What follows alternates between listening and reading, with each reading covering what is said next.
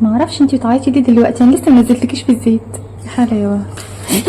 حرام عليكم، حرام عليكم باظت. ده بوضع دي ولا ايه؟ احي احي. اخر فرصه خلاص. ايه ده؟ ايه ده؟ ايه ده؟ طب والله ما انا مكملاها. انا عايزه اعرف مين يعودني عن الخساير والفضايح العارمه ديت. اسكت بقى انت كمان.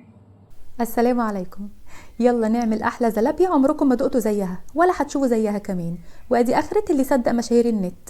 يا شيخة ده انا اول مرة اجرب حاجة من عندك وقلت اكيد هتبقى ولا يا ولا، مع اني مش متابعاكي اساسا، بس عشان قدري تخليني ابوظ المقادير كده. ليه بس ليه اقدم الاصنام انا دي ازاي دلوقتي؟ مش عارفه بس ايه اللي خلاني اغير طريقتي، ما انا كنت مرتاحه.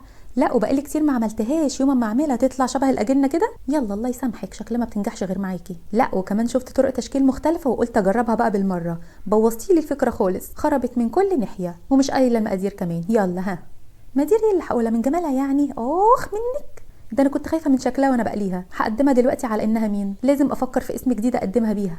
بس خلاص انا هسميها المكعبره، هي لايقه عليها. يلا طوبه وعدت، ما تنسوش تجربوا الطريقه هتنبهروا خالص.